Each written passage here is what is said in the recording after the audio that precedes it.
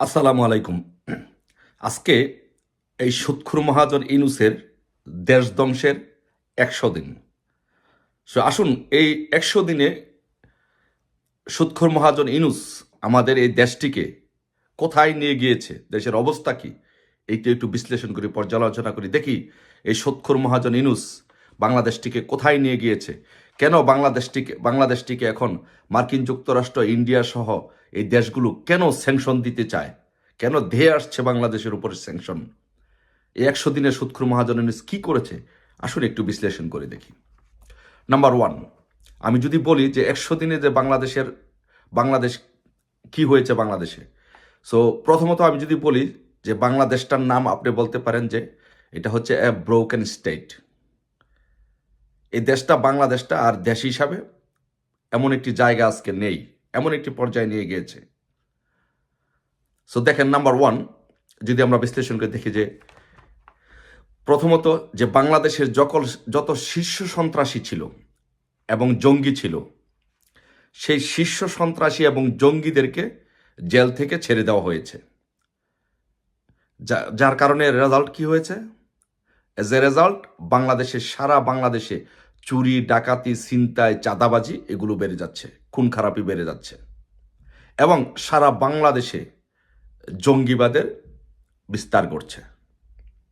এ হচ্ছে সুৎখুর মহাজনের ১০০ দিনের অন্যতম রেজাল্ট। তারপরে পরবর্তীতে যদি দ্বিতীয় সেটি হচ্ছে যে দেখেন, ৮ই আগস্ট পর্যন্ত পুলিশ সহ সকল হত্যা এবং অপরাধের দায় মুক্তি দিয়ে ইন্ডেমনিটি দেওয়া হয়েছে।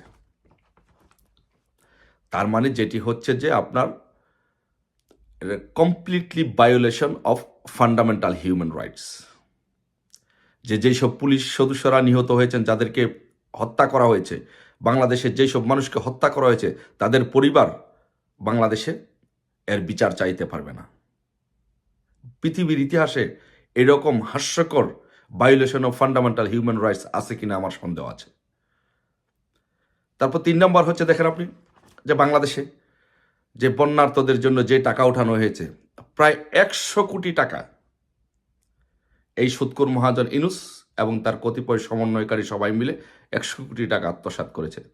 বন্যার্তদের জন্য যে টাকাগুলো উঠানো হয়েছে, সেই টাকাগুলো বন্যার্তদের মাঝে বিতরণ করা হয় না, সেটি তাদের রাজনৈতিক অভিলাষ পূরণ করার জন্য, রাজনৈতিক উচ্চাভিলাষ পূরণ করার জন্য সেগুলো তারা ব্যয় করেছে, সমাবেশ করেছে, গাড়ি কিনেছে, নতুন নতুন গাড়ি কিনেছে। এই হচ্ছে সুৎখুর মহাজন ইউনূসের ১০০ দিনের কাজের অংশ।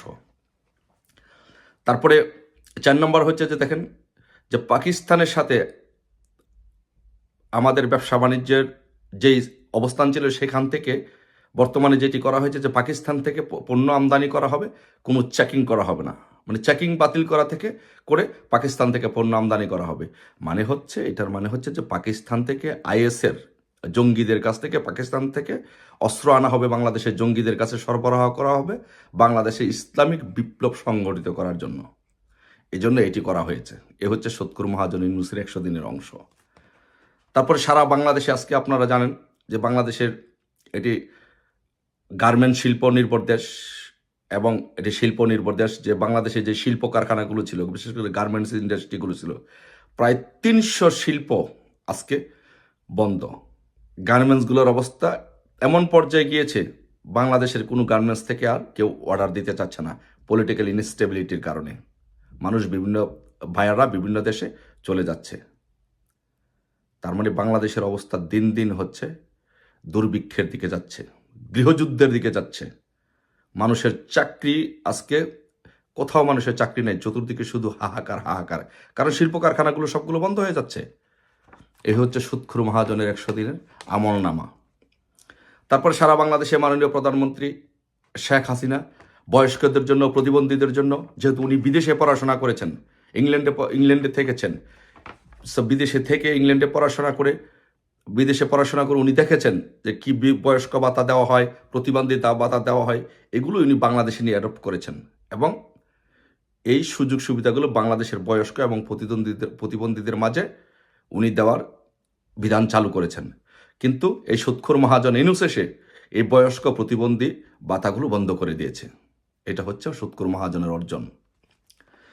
তারপরে যে শেয়ার বাজার শেয়ার বাজার নিয়ে আওয়ামী লীগ আমলে অনিয়ম দুর্নীতি হয় না, সেটা আমি কখনোই বলবো না। বাট এই অল্প কয়দিনের 100 দিনের মধ্যে এই শেয়ার বাজার থেকে হাজার হাজার কোটি টাকা লুপাট করা হয়েছে, শুধু 100 দিনের মধ্যে। এখন যদি এরা 1 বছর থাকে, 2 বছর থাকে, তাহলে বাংলাদেশের অবস্থা কোথায় গিয়ে যাবে, কোন তলানিতে গিয়ে ঠেকবে, শুধু আপনারা একদিন বিবেচনা করে দেখবেন, প্রিয় দেশবাসী। তারপরে আপনারা দেখেন যে বাংলাদেশের প্রত্যেকটি জায়গায় 71-এর পরাজিত শক্তি, মুক্তিযুদ্ধের বিপক্ষের শক্তি জামাতকে পেট্রোনাইজ করার চেষ্টা করা হচ্ছে। তারই ধারাবাহিকতায় জামাতের আইনজীবীকে চিফ প্রসিকিউটর নিয়োগ করা হয়েছে। তার মানে হচ্ছে সে পাকিস্তানি বাপ দ্বারা ফিরিয়ে নেওয়ার জন্য এই সুৎখোর মহাজন ইউনূস কাজ করছে। এটা হচ্ছে তার 100 দিনের আমলনামার অন্যতম। তারপরে দেখেন বাংলাদেশের ইতিহাসে বাংলাদেশের চাকরির জন্য মানুষ হাহাকার করে, চাকরি একটি সোনার হরিণ, মানুষের স্বপ্ন। সেই জায়গার মধ্যে 300 পুলিশ, প্রশিক্ষণ দেওয়া 300 পুলিশকে তাদের নিয়োগ বাতিল করা হয়েছে। তাদের রুটি রুজি, তাদের পরিবারের রুটি রুজির জীবনে হাত দেওয়া হয়েছে। এ হচ্ছে সুৎখোর মহাজন ইউনূসের আমলনামা। তারপরে বাংলাদেশের ইতিহাসে আওয়ামী লীগ যখন ক্ষমতা ছিল, শেখ হাসিনা যখন ক্ষমতা ছিলেন, তখন প্রত্যেকটা সাংবাদিক, বিরোধী দলের সাংবাদিকরাও ইচ্ছে মতো এই শেখ হাসিনা সরকারের, আওয়ামী লীগ সরকারের সমালোচনা করেছে। আপনারা বলতে পারবেন যে কোনো সাংবাদিকের অ্যাক্রিডিটেশন কার্ড বাতিল করা হয়েছে? করা হয়নি। কিন্তু এই সরকার এই সুৎখোর মহাজন ইউনূস সমস্ত রেকর্ড ভঙ্গ করে, ফেসিবাদের, স্বৈরশাসকের সমস্ত রেকর্ড ভঙ্গ করে, না পৃথিবীর মধ্যে যত ফেসিস্ট আছে, পৃথিবীর মধ্যে যত স্বৈরশাসক আছে, সবচেয়ে বড় স্বৈরশাসকের, ফেসিস্টের উদাহরণ হচ্ছে সুৎখোর মহাজন ইউনূস। তিনি 300 জন সাংবাদিকের অ্যাক্রিডিটেশন কার্ড বাতিল করেছে, যেটা পৃথিবীর ইতিহাসে কোথাও আপনি দেখাইতে পারবেন না। সো এই পৃথিবীর মধ্যে সবচেয়ে বড় ফেসিস্ট এবং সবচেয়ে বড় স্বৈরশাসক হচ্ছে এই সুৎখোর মহাজন ইউনূস। তারপরে আপনি যদি দেখেন যে বাংলাদেশে আপনি কোথাও দেখেছেন আওয়ামী লীগের 16 বছর 17 বছর শাসন আমলে আপনি দেখেছেন যে কোনো ব্যাংক থেকে আপনি টাকা দেওয়া হয় না? এরকম কোনো রেকর্ড নজির দেখাইতে পারবেন? কিন্তু এই 100 দিনের মধ্যে সুৎখোর মহাজন ইউনূস যেটি প্রতিষ্ঠিত করেছে, বাংলাদেশে ব্যাংকগুলোতে টাকা নেই, ব্যাংকগুলোতে টাকা দিতে পারছে না, সামান্য কয়টা টাকা ব্যাংকগুলো থেকে দিতে পারছে না, ব্যাংকে টাকা নেই। সেই টাকা কোথায় গেল? সেই টাকা সুৎখোর মহাজন ইউনূসের যে অলিগার্ড আছে, তারা এগুলো বিদেশে পাচার করছে। সুৎখোর মহাজন ইউনূস পৃথিবীতে, সারা বিশ্বে সুদের ব্যবসা করার জন্য, সামাজিক ব্যবসা যে চালু করেছে সারা বিশ্বে, সেই সামাজিক সুদের ব্যবসা করার জন্য বাংলাদেশ থেকে হাজার হাজার কোটি টাকা পাচার করছে এই সুৎখোর মহাজন ইউনূস। এই জন্য বাংলাদেশের ব্যাংকে কোথাও কোনো টাকা নেই। তারপরে আপনি যদি দেখেন যে 5 তারিখের পর থেকে বাংলাদেশে যতগুলো দিবস আছে, সবগুলো দিবস বাতিল করা হয়েছে। তার মানে কি? তার মানে হচ্ছে এই সুৎখোর মহাজন ইউনূস এদেশের মুক্তিযুদ্ধে বিশ্বাস করে না। বাংলাদেশে সর্বশেষ সেটি হচ্ছে যে বাংলাদেশে যে গার্মেন্টস শিল্পগুলো আছে, সে গার্মেন্টস শিল্পগুলো আজকে ধ্বংসের দ্বার প্রান্তে, বন্ধের পথে।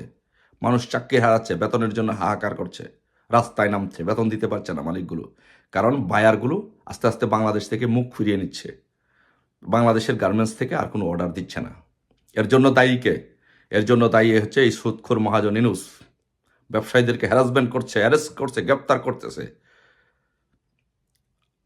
তারপরে কি সর্বশেষ হচ্ছে সেটি হচ্ছে যে বাংলাদেশে নজিরবিহীনভাবে সংখ্যালঘুদের উপর অত্যাচার, নির্যাতন করা হচ্ছে, তাদের বাড়িঘর ভাঙচুর করা হচ্ছে, হামলা করা হচ্ছে, আওয়ামী লীগের নেতাকর্মীদেরকে নির্বিচারে গ্রেপ্তার করা হচ্ছে, আওয়ামী লীগের নেতাকর্মীদের বাড়ি করে হামলা করা হচ্ছে।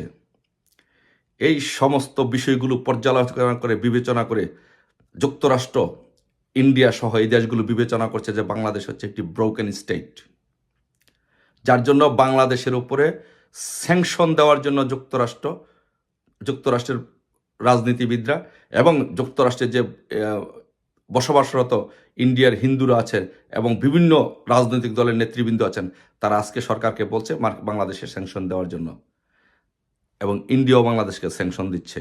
তার মানে কি, বাংলাদেশে এই গ্লোবাল ভিলেজে বাংলাদেশ একগুঁড়ে হয়ে যাচ্ছে, দিয়ে আসছে বাংলাদেশে স্যাংশন। এই হচ্ছে সুৎখোর মহাজন ইউনূসের 100 দিনের কর্মফল। সো 100 দিনে যদি বাংলাদেশের এই অবস্থা হয়, তাহলে সুৎখোর মহাজন ইউনূস যদি কয়েক বছর এই দেশে থাকে, তাহলে এই দেশের অবস্থা হবে কি? একবার শুধু বিবেচনা করে দেখুন প্রিয় দেশবাসী। সো তাই আমরা যদি আমাদের এই দেশকে 71 সালে পাকিস্তানি হানাদার বাহিনীর কাছ থেকে আমরা এই দেশটাকে রক্ষা করেছি, এবার কি সুৎখোর মহাজন হানাদার যে নাকি সামাজিক ব্যবসা করার জন্য, সামাজিক সুদের ব্যবসা করার জন্য বাংলাদেশ থেকে হাজার হাজার কোটি টাকা পাচার করছে, সেই টাকা পাচারকারী ইউনূসের হাত থেকে কি আমরা দেশটাকে রক্ষা করতে পারবো না? যদি 71 সালে যদি ইনশাল্লাহ রক্ষা করতে পারি, এইবারও ইনশাল্লাহ রক্ষা করতে পারবো। প্রিয় দেশবাসী, আসুন সবাই সম্মিলিতভাবে এই দেশটাকে যারা ভালোবাসি, এই দেশকে যারা সম্মান করি, শ্রদ্ধা করি, দেশের প্রতি যাদের ভালোবাসা আছে, আসুন সকলে ঐক্যবদ্ধভাবে একটি ঐক্যমত্যের ভিত্তিতে এই বাংলাদেশ থেকে সুৎখোর মহাজন ইউনূসকে বিতাড়িত করে আবার বাংলাদেশটাকে আমরা রক্ষা করি, পুনর্নির্মাণ করি।